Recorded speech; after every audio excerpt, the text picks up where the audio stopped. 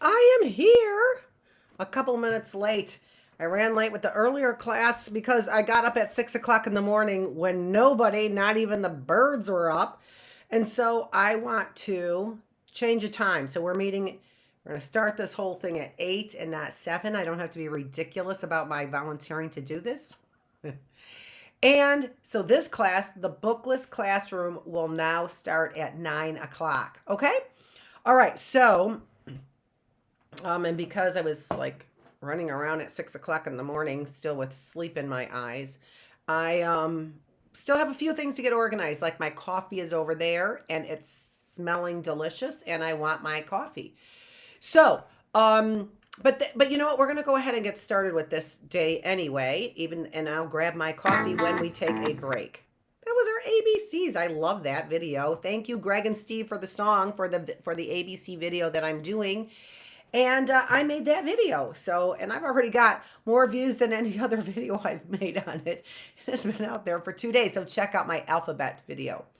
So ABC rock song with the song, using the song by Greg and Steve. It's a cute little song. Okay, so here's another song that I've been playing because in our last lesson, we learned about friendship because it is for younger kids, right? Our earlier lesson is for younger kids. And so let me check out my volume here because I think it was really low this morning. I know it was. So I'm moving it up. And it was, check out that song by Tyler Braden. It's a really, really good song. And it's a song about brotherhood. And it's a song about friendship. And the friendship is between men. And it's important, I think, for men to have good, strong friendships with one another. Because what they do is, what we know friendships do for one another is they are a way that we can kind of check ourselves. I'm talking about in our spiritual classroom, I'm talking about the Holy Trinity and about how you need to find what we were calling a triune, what I'm calling a triune. The other two people in your life that make you whole, that make you complete. And because generally speaking and naturally speaking, we are, not that we're criticizing anything else, but we need to know the truth. The truth is, naturally speaking, we are divided into men and women, boys and girls.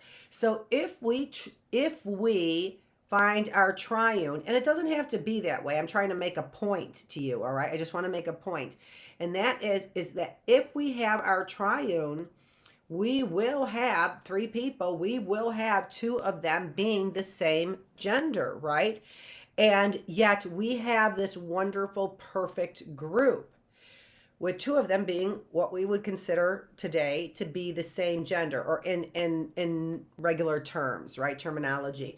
We would say that two of those would be the same gender. Well, when we are creating this relationship that is a perfect relationship is based on perfect love. My willingness to give myself to you. And we know that there is no greater gift that somebody can give to a friend than to offer their life for a friend, right?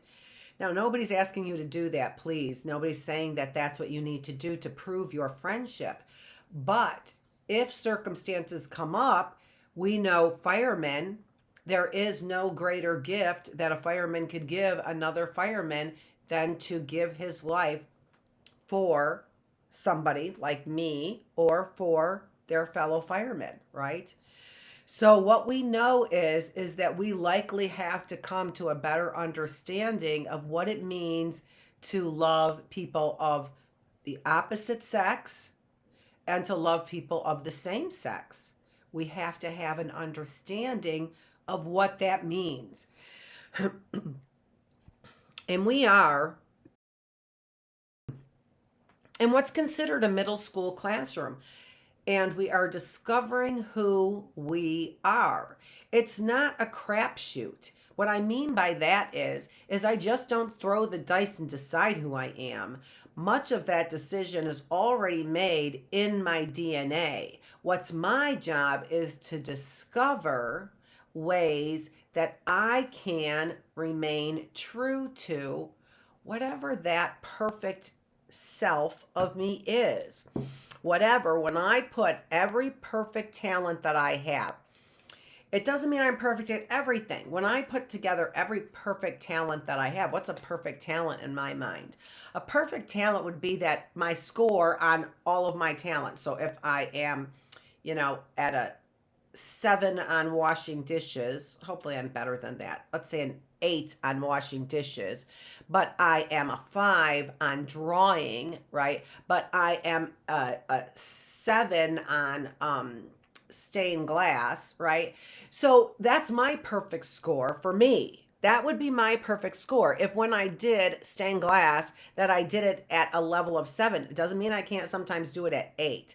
But me being perfect doesn't mean that I'm perfect. It just means that I can do things to the best of my ability. And so when we are looking at what I'm calling a triune, two other people that are just, that you are so connected to, two other people. And maybe you don't know those people right now, but throughout life, you will begin to find these. I bet you know one of those, though. I bet you know one. And maybe we know both of them early on, but maybe we don't know we know the other one, right? But I bet you know one of those in your triune. The number 3 is it stands for perfection. The number 3 stands for perfection. So I think when we find the people we are supposed to be in this perfect triangle group, what we find is that the other people help check us. They help check our thinking, right? And even if all of these people in our little threesome group are weird, maybe by every other standard, we're weird, but I found my group, right? That's what that is about. But I still found my group anyway, because when we get together, this group, whoever it is, when we get together, we can move towards perfection. It's not that we're perfect, but somehow the combination of the 3 of us helps us move towards perfection. I want you to think about that. Even if you're in middle school joining me, I want you to think about that, because we can't do it alone. Even though we've been pushed into isolation, we can't do it alone. And we will keep making mistakes until we have help, until we have friends, until we have a brotherhood, until we have a sisterhood, right? Okay, all right. So let's talk about what we're supposed to talk about in our Bookless classroom today.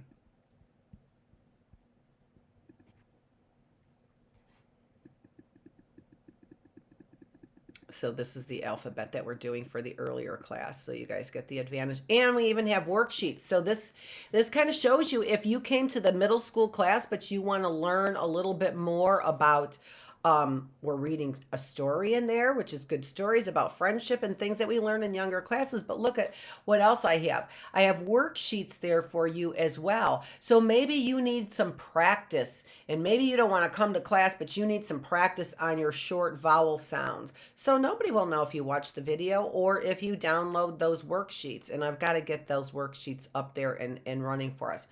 Okay, so here we are. And if you recall what we're trying to do, because this really is the major task of middle school age children.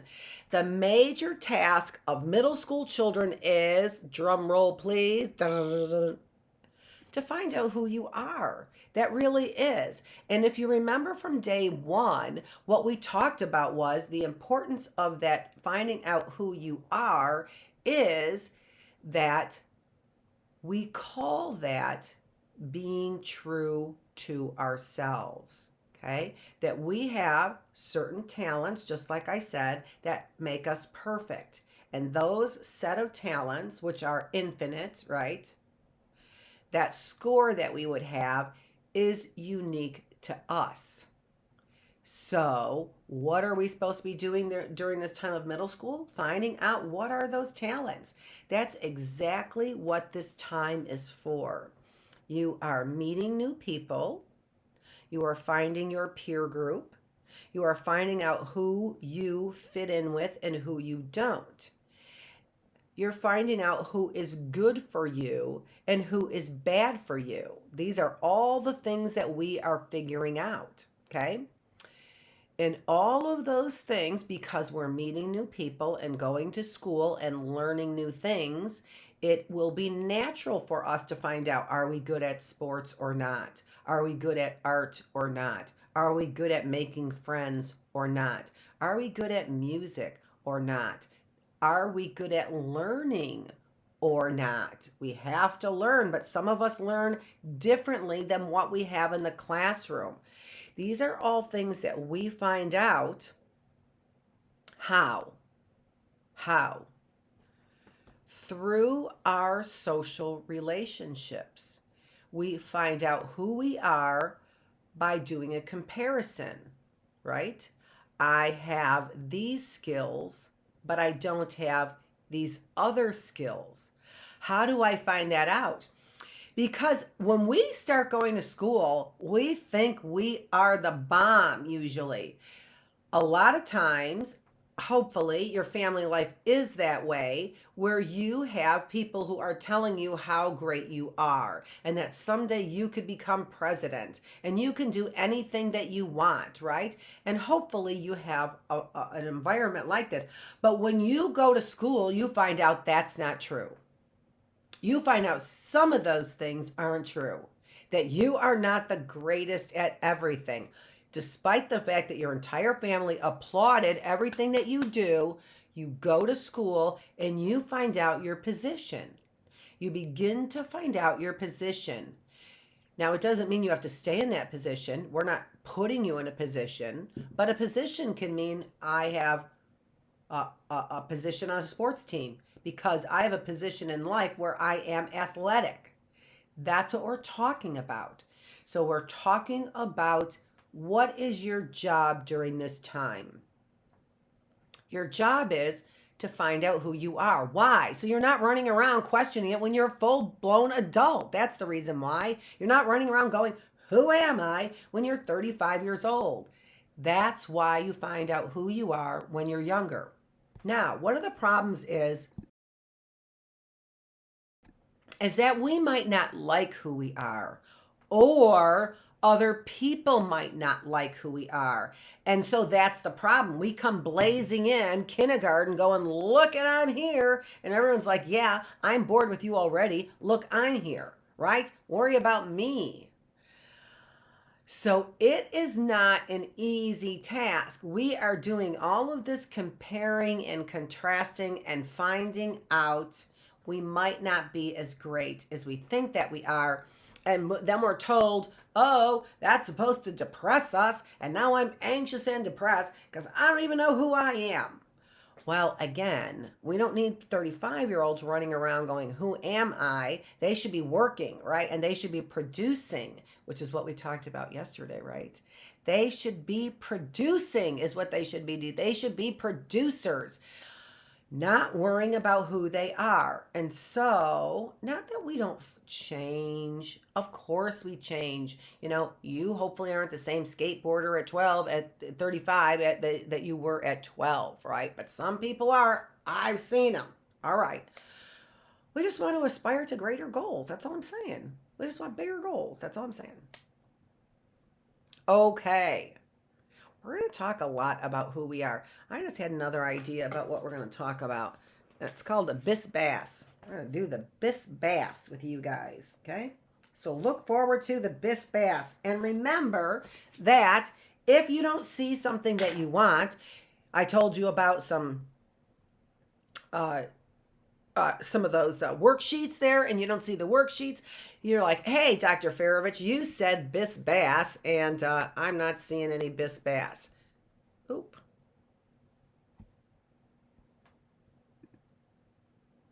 I switched over to something else to show you.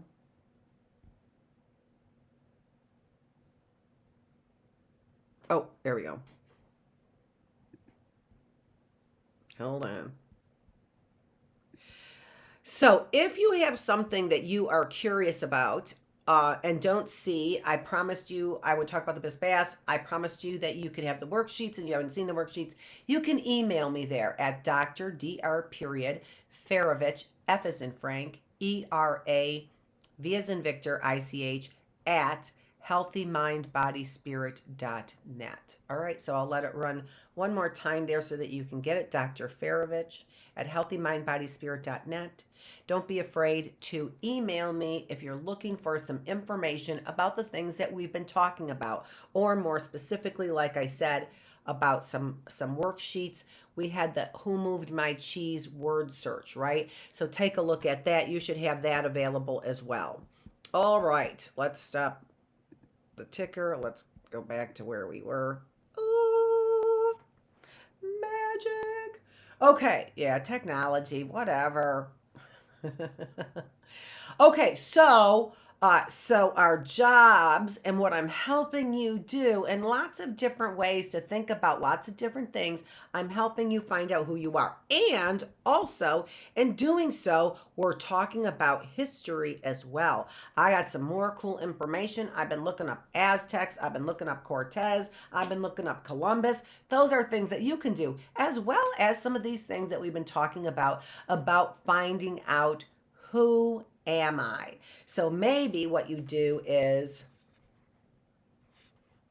I don't like this all of a sudden.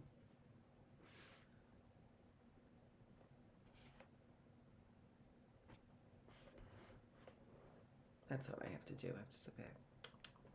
Don't you hate when I do that? I do. I hate when I try and figure these things out. You're like, where'd she go? What's she doing now? I get it. I'm moving my chair. I'm getting situated. There we go. So I'm going to help you do that. And in between, we are going to be doing right now some history lessons. Again, I think I told you history is not wasn't my favorite subject. Not that I didn't find it interesting. I do find a lot of things about history interesting. I just don't happen to find the way that they teach it interesting. There's all kinds of things that jump out at you in history. I don't think the way they teach it is interesting at all, right? Maybe that's why my son likes history, because he never paid attention in class, so he learned history in his own way. Maybe that's the reason why. Okay, so who am I? Now, if you recall, we were talking about different cultures and the way that different cultures also see who they are. Now, I've got a slide here, and I don't want to go through all my slides. That's at the end of this, which is a slide that we had on day 2, I believe it is, where we got the rose-colored glasses. That's what we want to remember. We want to remember that as I'm developing who I am, that there are all kinds of, and I like to call them presses, because I think that's a great word. And if we can handle the presses of society, we can handle more stress. So think of them as presses on you. And in fact, that's a word that's used for these kinds of changes in the environment. They press upon you, and what they press then upon you is change, is to then make some changes in your life, right? So Western individuals, which would be considered people like the United States, Canada, and really we're talking about what we would call advanced countries, first world countries is what we would call them. I don't think we use that term anymore, but we change our verbiage all the time so that nobody knows what anybody's talking about. It's like mixing up your language at the Tower of Babel, isn't it? That's exactly what they're doing. Look up the Tower of Babel, what they did. That's what they're doing. They're mixing up our languages just like the Tower of Babel. Oh my gosh, I have your number in the Bookless classroom. We got a number. So these cultures then put pressures on us to act like the culture, right? We've seen lots of behaviors that are very disparate. They are very far apart. They are I'm thinking of other words like disparate, because I gave you a big word, disparate, right? It's kind of it's from desperation, but what that does is it divides us as well, okay? In feelings of like despair, all right? So we got this word that's got a lot of complex meanings, but what it does is it puts us at odds with one another, all right? It makes us distant from one another. And that's what's going on. A lot of times with the isolation, what's going on, and with strong opinions about different things, we become divided from one another. And then there is distance between us, between our ideas, and even between our physical bodies. And what that does is it does leave us in places of feeling anxious and sometimes sad and depressed. Why? Because we are not going through the normal steps of being a youngster, of being young, of finding out who people are so I can find out who I am. Am I smart? Am I average? Right? And we always see our world through those rose colored glasses. And that's a wonderful thing. It motivates us, it spurs us on. We want to see the world in this very positive way. We like that about ourselves. It is a mechanism for survival, is what it is, right? But not just surviving, actually thriving, creating, right? Learning. All of these things are what the body and the mind and the spirit eat up. They're all the things that our body and the mind and the spirit eat up. Curiosity, information, learning, working for a goal, working to solve a problem. All of those things are part of who we are and learning about who we are. We're not born with that knowledge. Some knowledge we are born with, right? But we're not born with the knowledge of knowing exactly who we are. We have a part of ourselves, don't we, that nobody else knows, don't we? We have a part of ourselves that thinks thoughts that nobody else knows, right? And somebody could be talking all about something like me right now, right? And you could be someplace else, and I might never know. Even if I were looking you in the eye, I might never know. We call that the self. Why? Because we know that there's an entity in us that nobody else knows about. What do we call that? What is that? What is that when I'm thinking about something? What is that when I'm figuring things out in my own way with my own personality? What is that? We call that the self. And in psychology, it sounds weird, right? You might say, well, isn't that myself? What's the word, the self? Why are you calling it the self? That's just kind of a scientific term to divide us from other people, and also to make sure that we have an understanding then that this entity is something to be studied and understood, the self, right? There are common things about myself just that are in you too. So I have my unique talents, right, that make me me, finding out my true self, what they are. But every human being has certain things about the self. We all hide things, right? We all hide things at some time. We all hide things. We're not all just blah, blabbermouths, right, about who I am. So we all hide things. So that's a common thing about the self, right? There are a lot of common things. We all want justice. We all seek justice. We all experience the same emotions, not to the same degree, right? And some people to almost no degree at all, right? Things like shame or embarrassment, right? There are some cultures that are that don't have as many words for that emotion, which suggests that they don't experience that emotion as much. When we experience an emotion, a lot. We have lots of words for it, right? Uh, now we are experiencing all kinds of negative emotions, and we have a whole host of vocabulary now for that.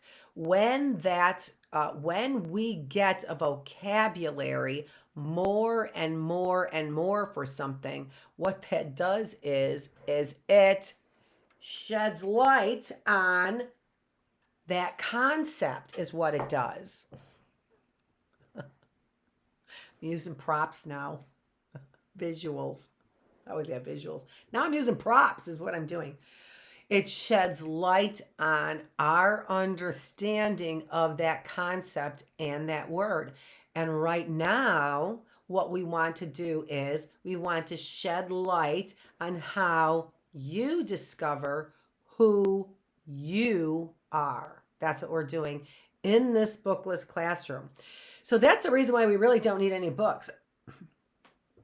As you know, I bring stories here like Who Moved My Cheese and books, and I'll bring things like that here, things that I've read. You need to bring a piece of paper. I gave an idea. I don't think it was in this class. I was in another class, but if you want to write something down, somebody in our story, it was in the Reptile Room, which I have that book upstairs. For the Reptile Room, our story at the end of the day, the person in the story had put pieces of paper all over the girl's room, so whenever she had an idea, she could pull a piece of paper down, write her idea, and then stick it back up there, and her ideas would be in front of her face, right?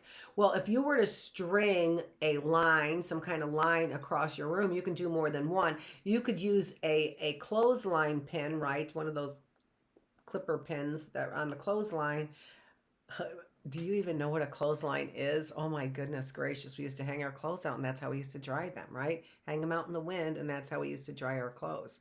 Uh, yeah, and it made them, they smelled really good, but they were just hard as rocks. I hated it. It's like, oh, don't you love the way that clothesline sheets smell? Yeah, but they're hard as rocks, so we kind of like making them soft. Anyway, so you string this clothesline and you use these clothespins, right, the clip ones, and you can clip pieces of paper to it. And then in clipping those pieces of paper, you can pull them down, right, and clip them right back up. Write your idea, pull them down, write your idea, clip them right back up there. So something for the booklet, and then you come to class, whoop, take down a piece of paper. You have a piece of paper to write when you come to class, right? So they're right there hanging on your clothesline. Blank piece of paper, but also ideas all around your head. And imagine if you had your ideas right around your face, right? But changing ideas, dynamic ideas, moving ideas, how you would figure out who you are much easier, wouldn't you? I would think that you would figure out who you are easier because your goals and your ideas, uh, your inventions, whatever they are on pieces of paper in front of your face anytime you walk into your bedroom, right? What a great idea to find out who you are. All right.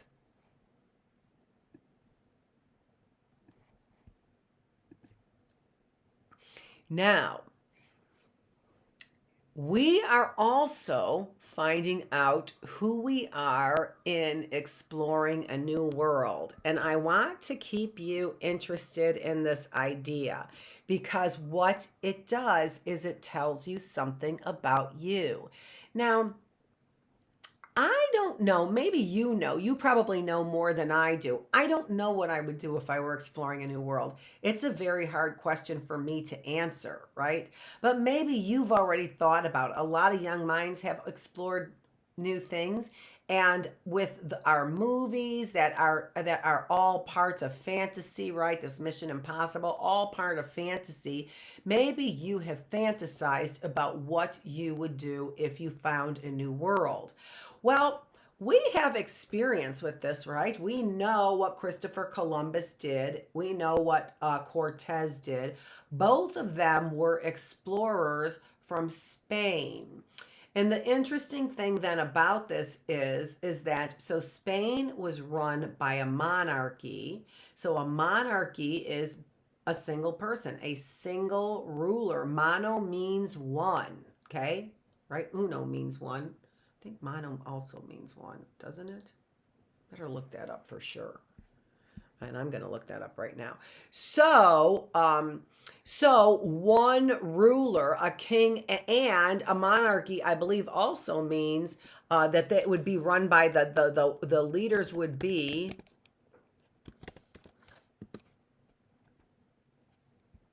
a form of government with a monarch at head. All right, really, seriously, didn't anyone ever tell you not to use the word to define the word?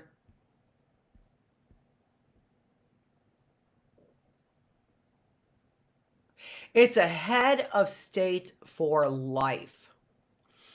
Um, so it looks like, though, it doesn't have to be a king and a queen, but it sounds like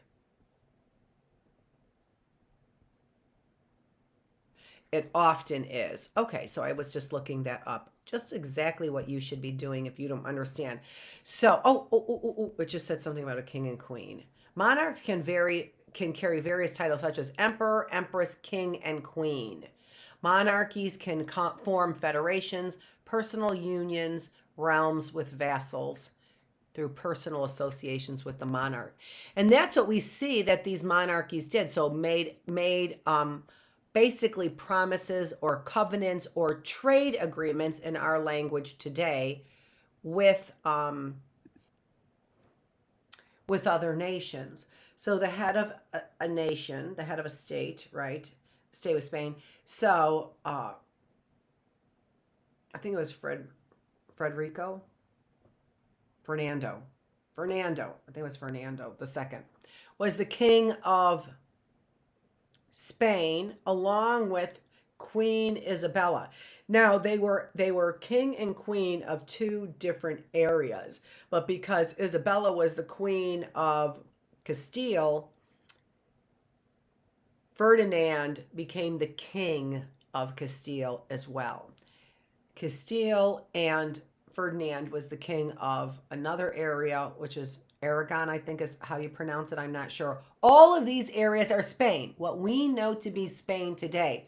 Now you can see how the language can get us very confused and not allow us to really understand what's going on. When you read that she's the queen, Isabel is the queen of Castile, you're like, I don't even know where that is. I don't even know what that is. And unless you look it up, you wouldn't realize, yes, you do know where it is. It's Spain, right? So we have these ancient names for areas that we live in right now, right? Persia, ancient name for Iran, all right? So we have these ancient names for places that we live right now. So again, this kind of language barrier that we have to understanding even history, even though it's very easy to understand. We had a king and queen of Spain. That's it. And they ruled things. And what they did was they went to other countries, took their land, and became king and queen of that, right? So it says that they could make deals if there was a king and queen in another land. It wasn't easy, was it? It wouldn't be easy to say, hey, I'm king and queen of this land. But if I found a new world, couldn't I say I'm king or queen of this land? Couldn't I claim that land in the name of the king and queen? Because guess who's not sailing to the new world? The king and queen, right? They're not sailing to the new world. Who sailed to the new world? Columbus did, Cortez did, both around the same times, both coming into the Americas that are new worlds to them, but what? But inhabited. But they had people there. So, what was the very first thing that Columbus did? I'm trying to think if I read it in the Columbus or I read about Cortez. I read about Columbus. The very first thing that he did He got off his boat with the natives looking at him, right? The natives of that land, those who inhabited that land, they were the natives of that land, okay? With the natives of that land looking at him, wondering what he's saying and talking about as he steps off his ship and declares that the land is now owned by Spain. How about that? And by the way, no different than us describing Latinos and Latinas as Latinxers. I don't even know. Latinx. I don't even think I pronounced that right. Why would we be giving another culture a name? But we did. Those natives had a name. It was a big long name, and I didn't, and it was hard for me to pronounce. And there were many, different natives from different areas with big long names that was hard for me to pronounce. But they had names, and Columbus called them Indians, is what he did. Indios. The Spanish name for El Indios is what he called them, the Indians. And guess how they got their name? Not because that's what they called themselves. They called themselves something different. What would you do if you discovered a new world? Would you get off your boat or your spaceship? Would you get off your ship? And would you declare the land is owned by you? And what if there were inhabitants already in this new world? It's not a new world. It's a new world to you. It wasn't a new world to the people who lived there. That was the old world to them, right? They had known that world for centuries. Would you come off and would you call them? Would you give them a name so that you could understand them, so that you could communicate with them? Is that what you would do? What would you do? Would you learn their language? Would you learn their customs? Because historically, that's not what we did. Historically, what we did was we came in and we tried to change their customs. We came in with the assumption that our customs are better than your customs. That was the assumption that we came into the new world with. And we came into the new world with, let me teach you something. I want to teach you something. And so we came into the new world with all kinds of information. Isn't that what we want to do? Isn't that usually what we want to do? We meet somebody new and we're like, let me tell you about what I do, right? We want to tell you about our great thoughts, what we learned, right? We want to tell you about how we make music or the picture we drew if we're an artist or a storyteller or whatever. That's what we want to do. I want to tell you about who I am. Our greatest drive is to know and to be known. That is relatedness. Our greatest drive is for one another. Our greatest drive is to know and to be known. But isn't that interesting, right? Because we wanted to know about what was going on, but only to then impose our great ideas, right? But this isn't something that's exclusive to the United States. Obviously, it's not. Spain was doing it. Spain was doing it, right? And we had kings and queens from England who were doing very similar things to other countries, right? So, this is interesting because there's a lot to learn about it. This seems to be a very human thing to do. Maybe it's not always nice, but these individuals probably didn't think that what they were doing wasn't nice. They probably thought that they were doing these natives a favor. Let me tell you about what we have. We have kings and queens, and we live this fancy life that's not like your life over here where you're running around half naked. We have a fancy life. We have a fancy life where we drape ourselves in beautiful linens, Columbus said that the woman wore copper on their body. Now, making copper almost warrior-like outfits sounds very beautiful to me. Could you imagine wearing copper breastplates, right? As a man or a woman, I would think that that would make you look very beautiful.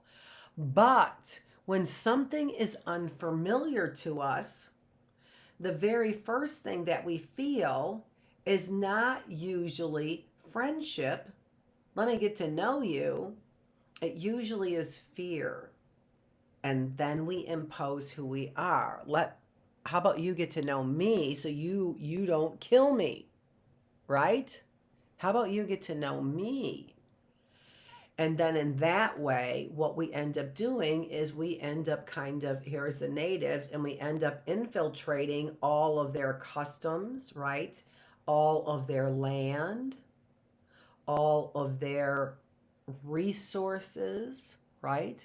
So now all of a sudden, where they had the natives, we are in every nook and cranny of what they have and what they own. And often it seems like they wanted to share as much as we wanted to share, that they were willing to understand and learn. But there's something else going on there, right? There's something else going on there that really prevents us from understanding and knowing a brand new culture when we go to explore a new world. So we want to know about what we've done in exploration, in our exploring in the past.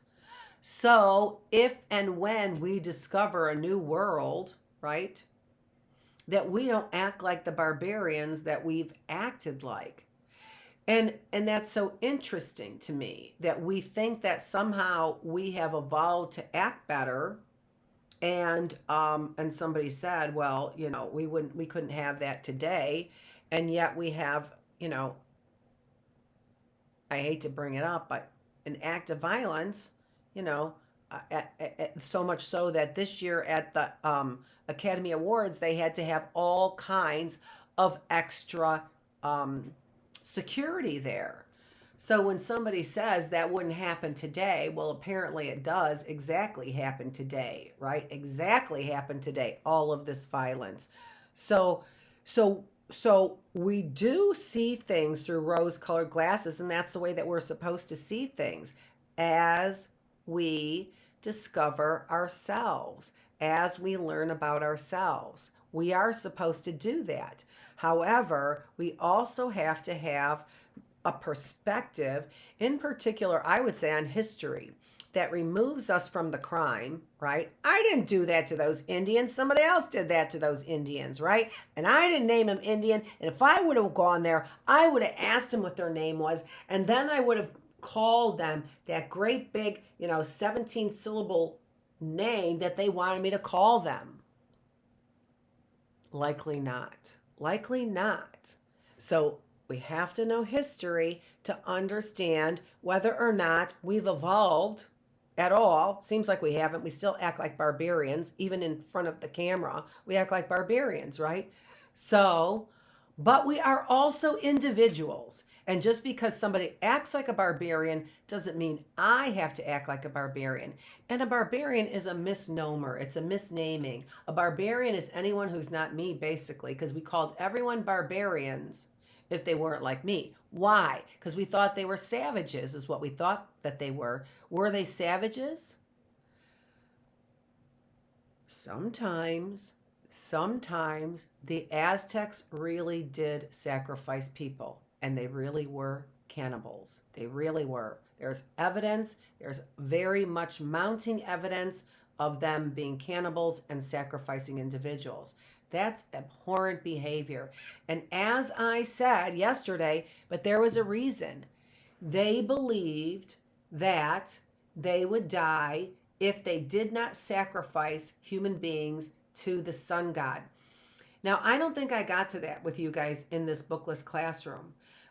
I talked about it in another classroom because some of these things happen to overlap, probably because I'm thinking about them, right? So let's get down to Christopher Columbus, and we're going to get some of this background on cannibalism, okay?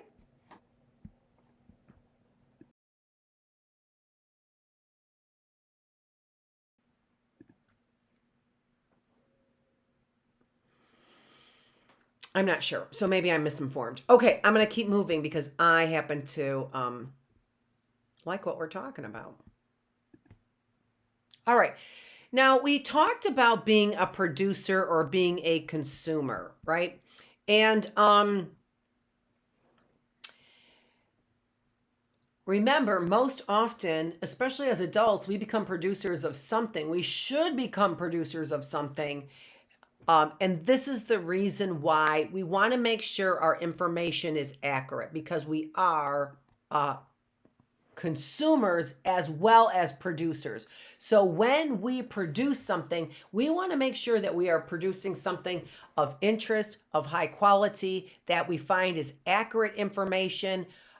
We want to make sure that we're producing something to that level because we are also consumers. And being a consumer, we want to be able to trust the things that people are producing, right?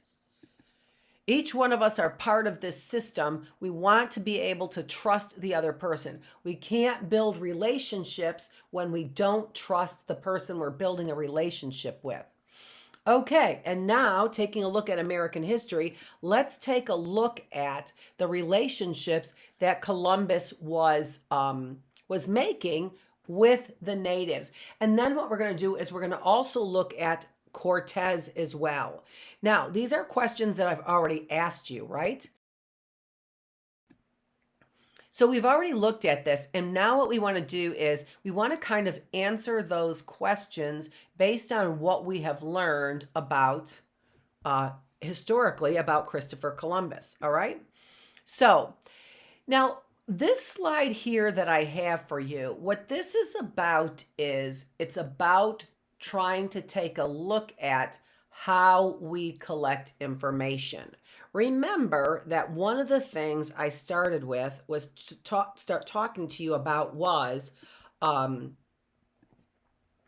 how we ended up getting this information that we are using to find out about Christopher Columbus's voyages, right? So there's lots of talk about banning books like we've had from every generation and every kind of, crazy person who doesn't want information. Okay. And so what we want to do is we want to take a look at where are we getting that information from? And if you remember from the book, what I was saying was a lot of that information that the author got about Columbus was from Columbus's actual writings, right? So letters back and forth to the Queen telling him about the expeditions. Then when he would come back, he was also journaling as well all the way through. So we have his journals. So remember, we're looking at who we are, we're finding out who we are. And a way to find out who we are, we need to spend a lot of time doing something, right? So that's what this author did, Todorov, right? What did this author do? Spent a lot of time reading and going over actual letters. So the quotes that we have are from 1492. The quotes are coming from 1492 and 1501 and all around that time when he was doing his trip.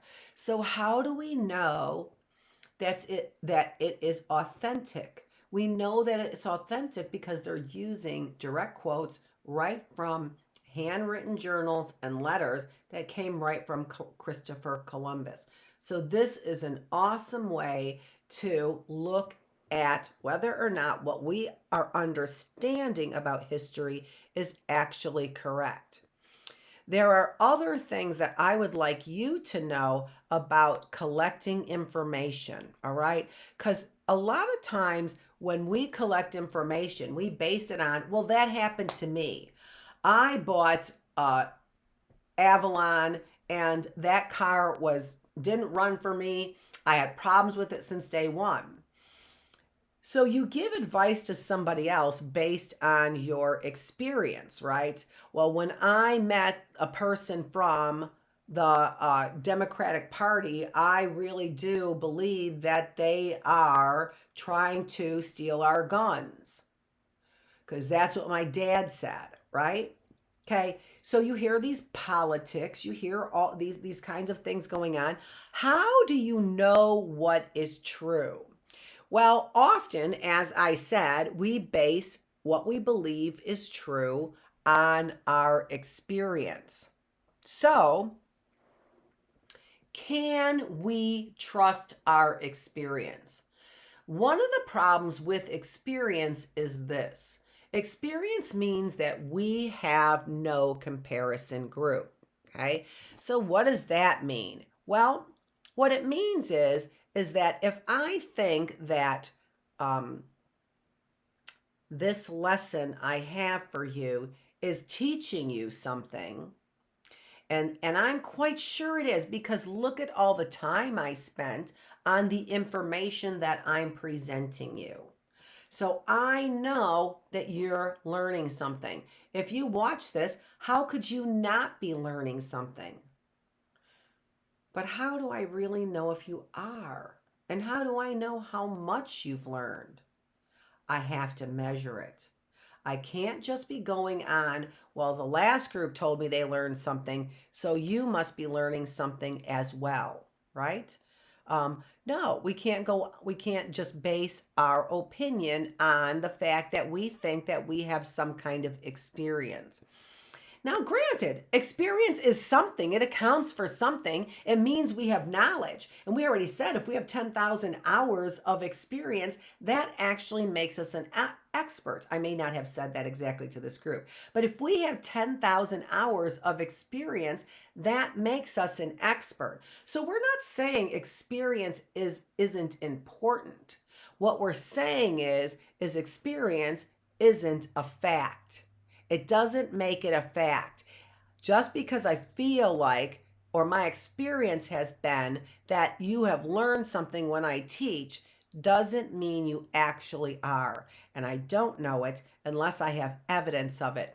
And how do I get evidence? I get evidence by having a comparison group, by somebody who took my class and somebody who didn't take my class, to see if the people who took my class know more than the people who didn't take my class about the topics I'm teaching, right? There's a comparison group. The comparison group is the people who didn't take my class. How do I know that people like my soup better than other people's soup? My recipe better than other people's recipe? I have to have a comparison group for people who have tried other soups, right? And that this group, they keep saying, so I have my soup compared to other soups, a comparison group to see if they like my soup more. How do we know whether or not what we're saying is true, that we're better, we're faster? How do we know we're faster? Because we're running against somebody else. We need a comparison group in order to prove that it tastes better, it's faster, it's prettier, it's useful, it was learned. We need to compare groups to find that out. So, how do we know that something is good evidence? We know that something is good evidence if we have, I'm looking for my glasses. I know that something is good evidence if we have a comparison group. Okay, now I need to take a little bit of a break because I have to find my glasses. And so I am going to play this wonderful song that I love, that we played. It's by Tyler Braden, and it's the one that I have called Up Already. So it was for our friendship class that we had at 7 o'clock this morning. Remember, we're changing our time. So we're starting our classes at 8 o'clock. So this class is going to meet at 9 o'clock instead of Eastern Standard Time. But at our 7 o'clock class this morning, which will now be 8 o'clock, we played this song. So we're going to give you just a little bit of a break.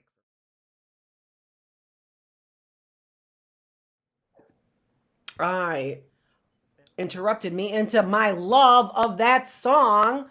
That song is just, and I love it because I think that we need to learn how to express how we care about one another very openly and in very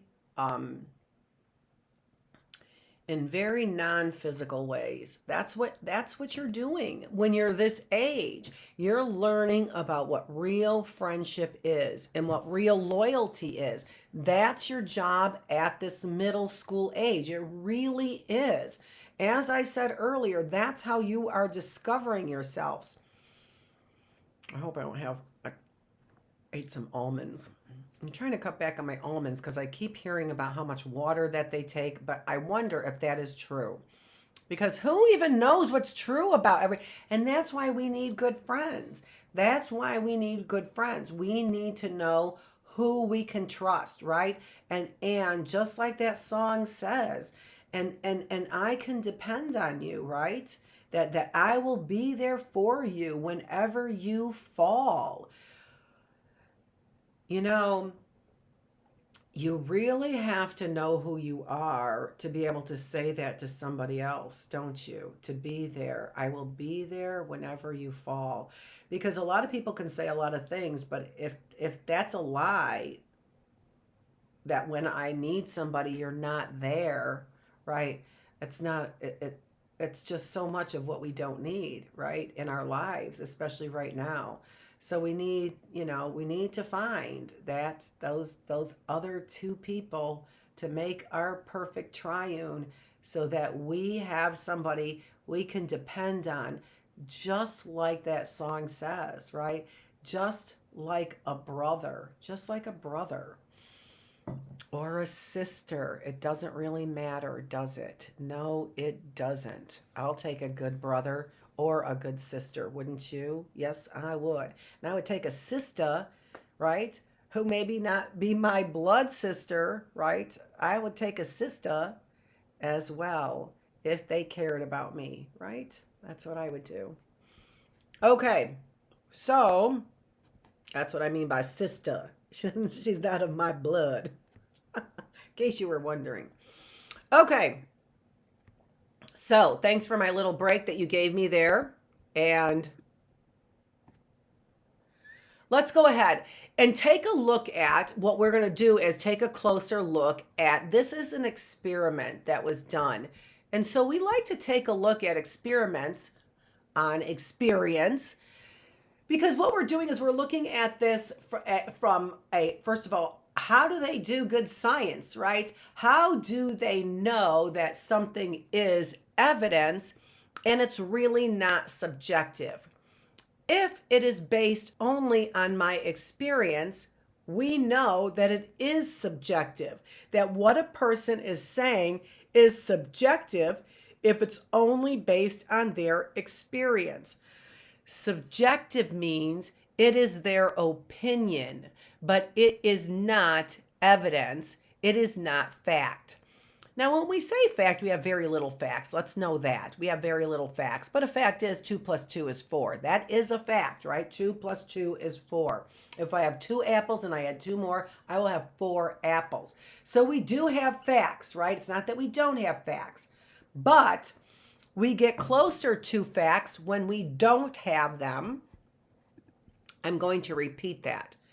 We get closer to facts when we don't have them, when we base it on evidence and good experiments. So if somebody is telling you that this is your opinion, it is your opinion if it's based on experience. But if you have a comparison group, now we are moving towards more facts. The fact is that in this study, this is what it showed. Now, let me tell you what this study is about. This study is about what is called catharsis, the cathartic effect. I know, that's such a catharsis. 3 syllables in a very small word, 3 stops in a very small word. What that is the belief that I can get rid of my emotion by, and very specifically, the emotion that they're talking about that they usually want to get rid of is anger. So the idea is I can get rid of my anger by punching something, by going out on the football field and just ramming other people, right? Or taking them down, right? That's how I get rid of my aggression. That is called a catharsis, a cathartic effect. That I relieve my tension, I get out my tension, so my tension goes up. How do I get it to go down again? By doing something aggressive. Okay? That's how I get it to go down.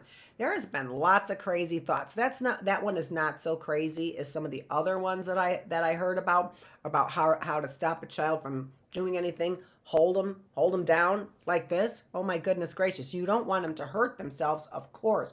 You might have to hold a child who's going to hurt themselves. But if I were being held down like this, all that would do is make me so angry. I would just want to flail, wouldn't you? So there's some good advice. And then there's some bad advice. And sometimes the reality is that we know bad advice because we feel it's bad advice. I've done that. The reality is I felt that that's bad advice. And I might not have that, could be my subjective opinion.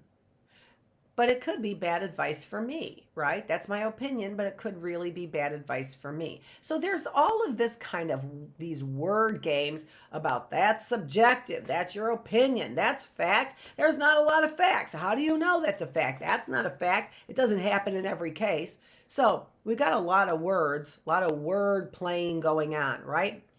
Let's take a look at this study. Sorry, because I feel like I've got those the skins of the almonds in my teeth. Yuck. But they're delicious.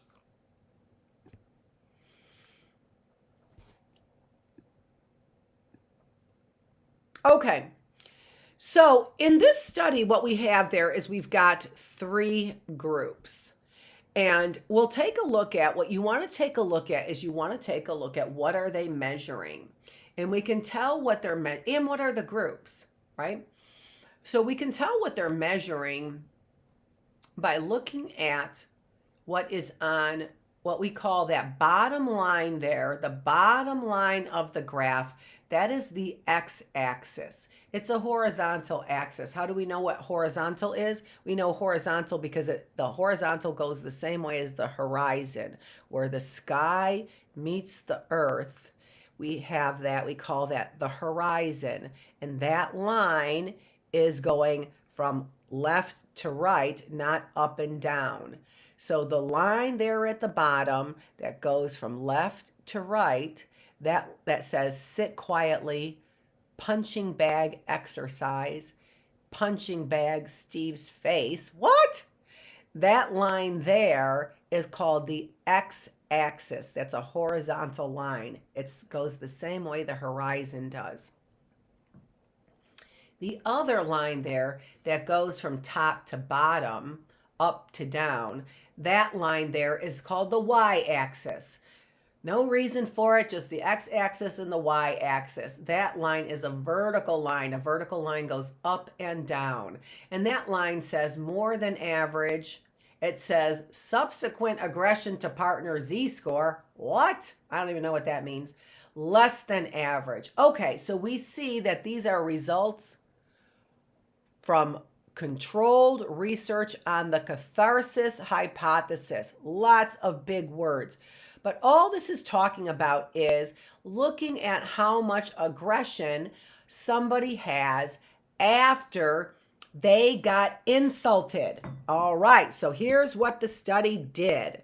What the study did was they insulted somebody. So they had people work on a paper, and then they had somebody a writing, right? And then they had somebody critique it, is what we call, right? So they basically checked it to see how good the writing was, right? And they criticized it. They said that the writing was awful. They did that on purpose to get the person angry, right? And so now we know that the person is angry. How do we know? Because we asked them. That's how we know. We can assume that they got angry, but maybe they didn't get angry, right? Maybe we just assumed they got angry because we insulted them. Maybe they don't care what you think, right? But then we asked them, are you angry? And sure enough, most of the people were angry. And then we put them in one of those three groups. We either had them sit quietly, we had them punch a bag for exercise. So we told them, go ahead in this, after we made them angry, we said, go ahead and punch the bag and exercise. Now we want to test you on your ability to exercise. So that's what they did. They had a punching bag and they were thinking about exercising. Okay. That's what they were thinking about. Group number 2. Group number 3 was they were punching the bag, but they were picturing Steve's face on it. Who's Steve? Why are they picturing Steve? Who's Steve? Steve, if you haven't guessed it, is the person who criticized what they wrote. That was Steve. So he gave them they said, this is dumb. This idea I don't like. I don't even know who wrote this. This sounds really stupid. That's what Steve said about your paper that you worked hard on. So now when I put you in this group, so some people went in the group where they sat quietly. Some people went in the group where they were punching a bag for exercise. Some people went in a group and they were told to picture Steve's face on a punching bag. That would be cathartic. I'm getting out my anger by thinking about what made me angry, by punching it out, right? Well, look at what happened. Because now what we want to do is we want to see how aggressive they were after they were put in these conditions. Were they more aggressive or were they less aggressive? That's what we want to know, right? And look at what we see there.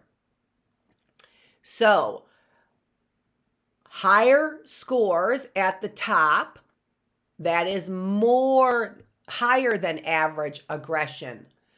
Lower scores at the bottom mean less aggression. So we see the pink line has got less aggression. We see the yellow bar there has got more aggression. And the blue bar there in between is almost at 0, right? Just a little aggressive, but really not that aggressive, right? What do we see then that was the situation that brought about the least amount of aggression afterwards? We can see clearly it was the condition where they were sitting quietly. When individuals sat quietly instead of punching a bag, right, they ended up reducing their aggression. They ended up reducing their feelings of anger. So we have this idea that punching things will make me less angry. And what did it do when I was punching and picturing Steve's face? Because isn't that what we do when we're angry? Oh my gosh, I can't believe that teacher said that to me. Why would that friend ever tell all of my secrets? Right? That's what we think about when we are trying to get out our anger by doing something aggressive, right? When we're trying to get our anger by doing something that's angry, it only makes us angrier. So this idea that I can get rid of my anger by doing something that makes that angry, by doing angry behavior like punching somebody or something, or pushing and shoving people out on the football field, guess what it does? It makes us angrier. And so I might have experience, and my experience might be, well, when I get angry, it really helps me to go out on the football field and go knock a bunch of people up on the football field, right? That's my experience. That might work for you, but my experience is that I get less angry when I go beat somebody up. Well, that's your opinion. But the evidence says otherwise. There are facts and there are enough studies that have shown the facts are otherwise. Why isn't our experience evidence? Because our experience could be all kinds of things. It's not a scientific study. There is no comparison group. We're not comparing our experiences to other experiences to see whether or not that is a better experience, right? Or that told us the truth. So we can't base our opinion only on our experience. Let's see here. I do want to.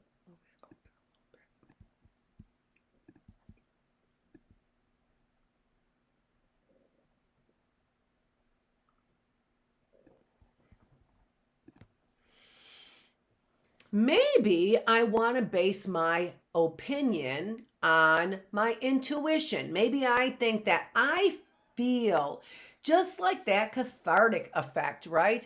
That I feel that it really is better. I do think inside of myself, I think that it is better to get my anger out by punching something. Your facts or your data may say one thing, but I feel differently about it, right? This happens a lot with COVID because we didn't have a lot of facts or evidence, right? So a lot of people were feeling that the vaccines worked, that everybody should be taking the vaccine, that if you didn't take the vaccine, you were more likely to spread the disease. And then what happened? Then we found out that's not true. And now I feel like masks don't work, right? Or I feel like the N95 works, but the other one, all of that is how we feel. All of that I'm talking about is about how we feel. And how we feel isn't evidence. That is subjective. When somebody says that's your subjective opinion, and you just said, I feel that was wrong, you know what? They're right. It is your subjective opinion. Unless you have evidence to back that up, right? And maybe you don't have evidence, but that doesn't mean there isn't evidence either, right? Right? So you could find out if there's evidence. You could find out. Just because you may have told somebody your opinion doesn't mean that there isn't evidence out there somewhere, right? You probably didn't know about that evidence about punching Steve's face on a punching bag, right? You probably didn't know that that was evidence that's out there. Okay, let's see where I'm at here. I always double check and triple check and quadruple check to make sure I'm recording and streaming.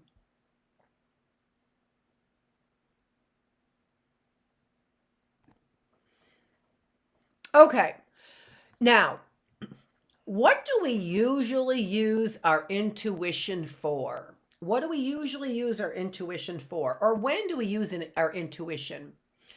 Well, we use our intuition when we believe it sounds good. It sounds like a good story, doesn't it?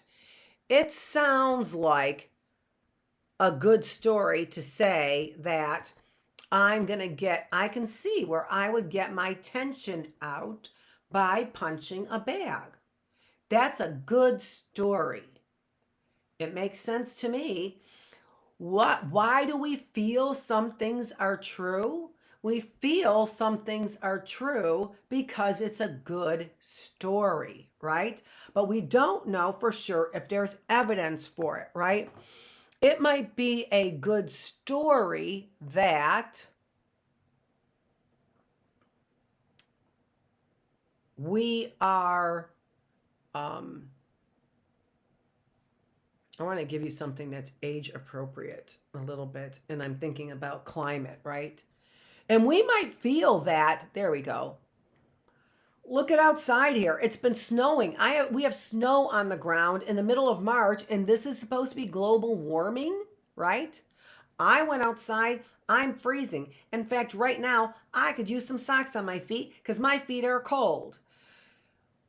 My intuition is it's been cold for the last 4 days. How could this planet be overheating if if it's been cold? If this planet were overheating, how could it even maintain snow on the ground? That's how I feel, right? That's a good story. That makes sense to me that if there's snow on the ground and it keeps snowing, where's the global warming? But it's not evidence. A good story is not evidence, is it? Right? So what we need is evidence. And who's supposed to be finding evidence? Well, scientists look for evidence, but also investigators look for evidence as well, right? Would you want a police officer to solve a crime based on how he feels? Would you want a police officer solving a crime based on somebody who is a psychic? Or would you want that police officer solving the crime based on evidence? Of course you want him solving the crime based on evidence. But sometimes we base our evidence on our opinion. That's intuition. Why would we use intuition? Why would we base evidence on our own opinion? Because sometimes it's a good story and we believe a good story. The second thing up there is we recall what is available. Sometimes what influences our intuition is what just happened. Can you believe that just happened to me yesterday? Just yesterday, I got mad at somebody, and what I did was I went to the gym and I worked it all out. You should have seen me working it all out. Right? Okay. What's available to me, what happened yesterday, might be what's influencing me today. Oh, yeah. I don't like Candace so much either. Yesterday, I walked by her and she kind of gave me a dirty look. Now, the truth of the matter is maybe Candace had a lot on her mind. Maybe she was really upset about something and she didn't see you, right? But it is my feeling, it's my feeling that Candace walked by me and she didn't say anything and I think that that was rude. That is my feeling. Sometimes that's, we call intuition our feeling, right? Like our gut, like what our gut is telling us sometimes, right? That's our intuition, how we feel about it. And sometimes how we feel about it that way because we just felt that way yesterday. So we feel that way again, or we think something because it's available. Here's something. Do you think that more people are killed in airplanes, or do you think that more people are killed in bathtub accidents? More people are killed in bathtub accidents. Why do most people think it's airplanes? Because bathtub accidents don't make the news. Airplane crashes do. And so what's available to you? Not stories in the news about bathtub accidents. What's available to you are stories in the news about airplane crashes. And so what do you think happens more often? Airplane crashes. Why? Because that is what is available to you. All right, let's look at the next one there then. We see what's in front of our face. This is similar to what's available, right? But it's what's available right now. The number 2 there is what's available in my memory. Number 3 there is what's available right now in my vision, right? So a lot of times, for example, I will look around me to see what I have as an example, right? When I was talking this morning about shining the light on something, this is what I did. I took my light and I shined the light on it. And that was something that I thought of because I saw it. They actually call that the present bias, what's present in my visual field right now, right? Will make me think about it, but it doesn't matter what it's called. All I'm saying is that the things that influence us are things that are available in our recent memory or things that we see right here in front of our faces.